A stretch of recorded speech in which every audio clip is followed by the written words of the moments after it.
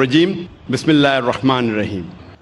میرے محترم بزرگوں، میرے عزیز بھائیوں اور بہنوں، اور پیس ٹی وی پہ لائیو دیکھنے والے کروڑوں ناظرین، السلام علیکم ورحمۃ اللہ وبرکاتہ۔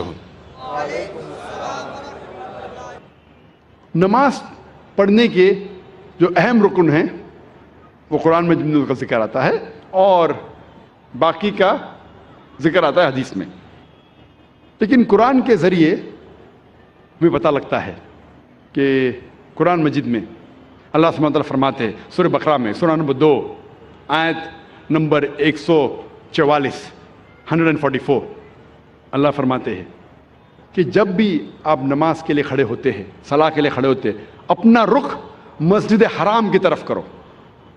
Turn your face toward the sacred mosque. جدھر بھی آپ ہیں اپنا رخ، اپنا چہرہ مسجد حرام کی طرف کرو۔ یہ ہمارے لیے قبلہ ہے، کعبہ ہمارا قبلہ ہے۔ نماز پڑھتے وقت ہمیں رخ کرنا چاہیے مسجد حرام کی طرف، یہ فرض ہے۔ اللہ تعالیٰ فرماتے ہیں سورہ بقرہ میں سورہ نمبر 2 آیت نمبر 238 میں 238 اللہ تعالیٰ فرماتے ہیں کہ جب بھی آپ صلاح کے لیے کھڑے رہو تو stand with a ڈیوٹ frame of mind. آپ جب کھڑے ہوتے ہیں، عربی میں لفظ آتا قانتین، کہ اپنے ڈیوٹ فریم آف مائنڈ کے ساتھ آپ نماز پڑھو۔ اللہ فرماتے ہیں سورہ ہجر میں سورہ نمبر 15 آیت نمبر 87 میں کہ اللہ has sent، اللہ نے نازل کیا ہے 7 آیتیں جو ہمیشہ دہرائی جاتی ہے، اور قرآن عظیم۔ جب قرآن مجید میں اس کا ذکر آتا ہے 7 آیتیں جو ہمیشہ دہرائی جاتی ہے، اس کا مطلب ہے سورہ فاتحہ۔ سورہ فاتحہ میں 7 آیتیں ہیں، تو قرآن میں اللہ تعالیٰ ذکر کرتے ہیں سورہ فاتحہ کے بارے میں، اور عظیم قرآن۔ سورہ فاتحہ کے علاوہ باقی حصہ جو قرآن کا ہے اسے کہا جاتا ہے قرآن عظیم۔ تو سورہ فاتحہ کا ذکر آتا ہے قرآن مجید میں سورہ ہجر میں سورہ نمبر 15 آیت نمبر 87 میں۔ اور اللہ تعالیٰ قرآن مجید میں کہتے ہیں کہ صلاح میں آپ کو رکوع کرنا ضروری ہے، اور رکوع لفظ قرآن مجید میں کم سے کم 13 بار آیا ہے، اور صلاح کا اہم رکن جو ہے وہ سجدہ ہے۔ اپنے ماتھے کو زمین پہ ٹیکنا کہتے ہیں سجدہ، اور سجدہ کا لفظ قرآن مجید میں 92 ٹائمز آیا ہے، قرآن مجید 92 ٹائمز۔ اور اللہ تعالیٰ فرماتے ہیں سورہ ال-عمران میں سورہ نمبر 3 آیت نمبر 43 میں، یہاں مریم مقنت لربی کی وسجدی ورقی ما یا رقین، کہ اے مریم آپ اللہ کی عبادت کرو اور سجدہ کرو اور رکوع کرو ان لوگوں کے ساتھ جو رکوع کر رہے ہیں۔ اور اللہ تعالیٰ فرماتے ہیں سورہ حج میں سورہ نمبر 22 آیت نمبر 77 میں کہ اے مومنو رکوع کرو اور سجدہ کرو اور اچھے کام کرو تاکہ آپ فلاح پاؤ۔ تو کئی بار قرآن مجید میں کہا گیا ہے رکوع کے بارے میں اور سجدے کے بارے میں۔ اور اس کے علاوہ قرآن مجید میں کئی بار کہا گیا اطیعوا اللہ واطیعوا الرسول، اللہ کی اطاعت کرو اور اللہ کے رسول کی اطاعت کرو۔ کئی بار قرآن مجید میں آتا ہے۔ سورہ ال-عمران سورہ نمبر 3 آیت نمبر 32، سورہ ال-عمران سورہ نمبر 3 آیت نمبر 132، سورہ نساء سورہ نمبر 4 آیت نمبر 59، سورہ مائدہ سورہ نمبر 5 آیت نمبر 92، سورہ انفال سورہ نمبر 8 آیت نمبر 1، سورہ انفال سورہ نمبر 8 آیت نمبر 20، سورہ انفال سورہ نمبر 8 آیت نمبر 46، سورہ نور سورہ نمبر 24 آیت نمبر 56، سورہ نور سورہ نمبر 24 آیت نمبر 54، سورہ محمد سورہ نمبر 47 آیت نمبر 33، سورہ مجادلہ سورہ نمبر 58 آیت نمبر 13، سورہ تغابن سورہ نمبر 64 آیت نمبر 12۔ کم از کم قرآن مجید میں 12 جگہ کہا گیا ہے اطیعوا اللہ واطیعوا الرسول، اللہ کی اطاعت کرو، اللہ کے رسول کی اطاعت کرو۔ اس کا مطلب اللہ کے علاوہ جو بھی اللہ کے رسول فرماتے ہیں، حکم کرتے ہیں، ہمارے لیے فرض ہے کہ اسے ہم مانیں۔ تو صلاح کی باقی رکن باقی چھوٹی چیزیں کس طریقے سے پڑھی جاتی ہے وہ ذکر آتا ہے حدیث میں.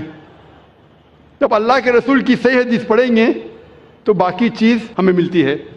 اور اللہ کے رسول فرماتے ہیں صحیح بخاری میں جلد نمبر 1 کتاب الآذان چیپٹر نمبر 18 حدیث نمبر 604 میں پرے ایز یو سی می پرے، نماز پڑھو جس طریقے سے آپ مجھے پڑھتے ہوئے دیکھ رہے ہیں. اور یہ حدیث دہرائی گئی ہے کئی جگہ، یہ دہرائی گئی ہے صحیح بخاری میں جلد نمبر 9 میں حدیث نمبر 352 352، جہاں اللہ کے رسول فرماتے کہ نماز پڑھو اس طریقے سے جس طریقے سے آپ مجھے پڑھتے ہوئے دیکھ رہے ہیں. تو باقی چیز نماز کے بارے میں ہمیں ملتی ہے اللہ کے رسول کی صحیح حدیثوں میں. اللہ فرماتے ہیں سورہ داریات میں سورہ نمبر 51 چیپٹر 51 ورس نمبر 56 ورس 56، وما خلقت الجن والانس الا لیعبدون. اللہ سبحانہ و تعالیٰ نے جن اور انسان کو اسی لیے بنایا ہے تاکہ وہ اللہ کی عبادت کرے. اللہ نے جن اور انسان کو صرف اور صرف اسی لیے بنایا تاکہ وہ اللہ کی عبادت کرے. یہ لفظ عبادت آتا ہے عربی لفظ عبد سے، جس کے معنی ہے بندہ، بندگی، اور سارے انسان اللہ کے بندے ہیں.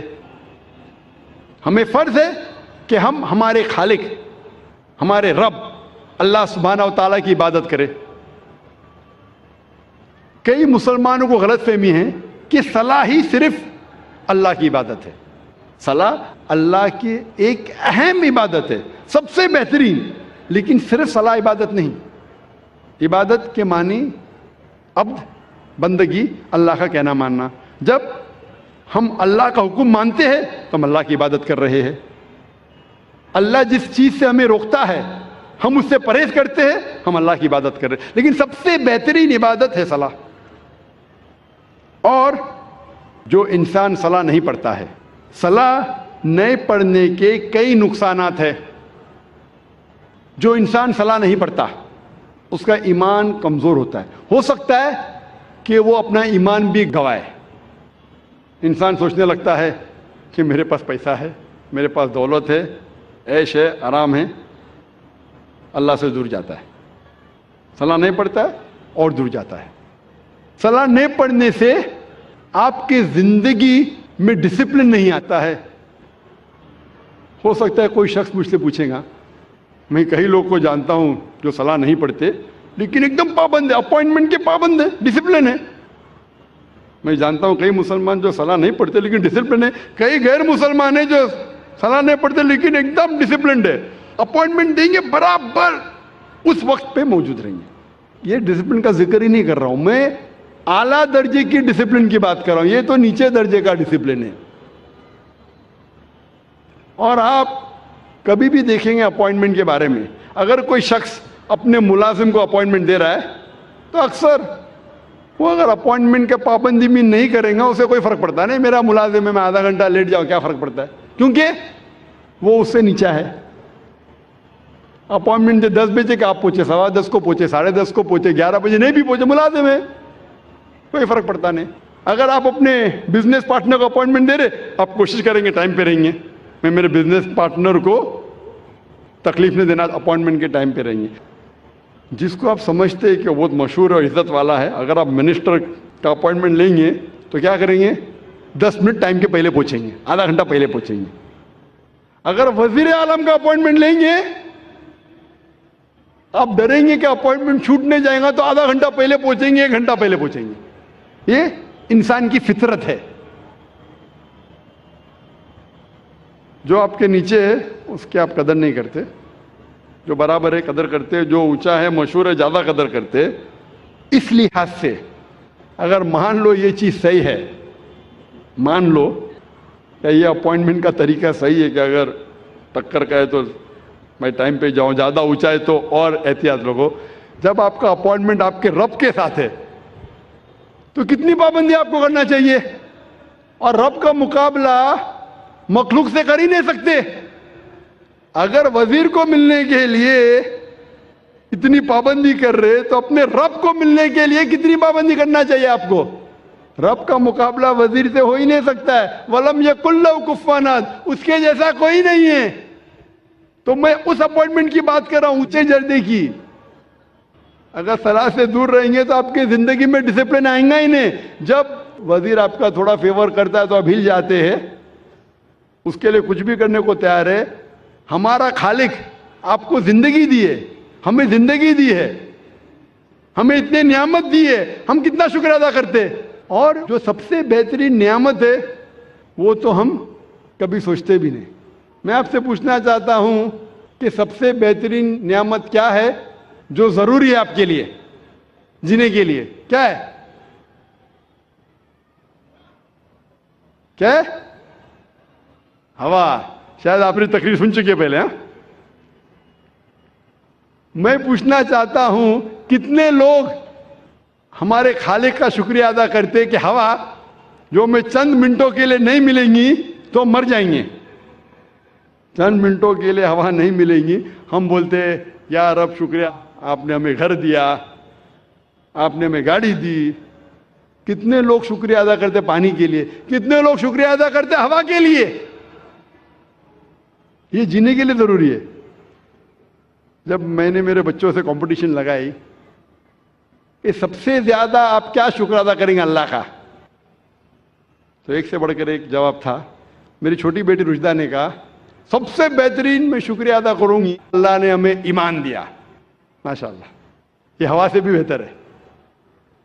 ایمان جو اللہ نے ہمیں دیا ہے وہ ہوا سے بھی بہتر ہے. لیکن جینے کے لیے ضروری ہے ہوا. تو وہ خالق جو ہمیں اتنے نعمت برسا رہا ہے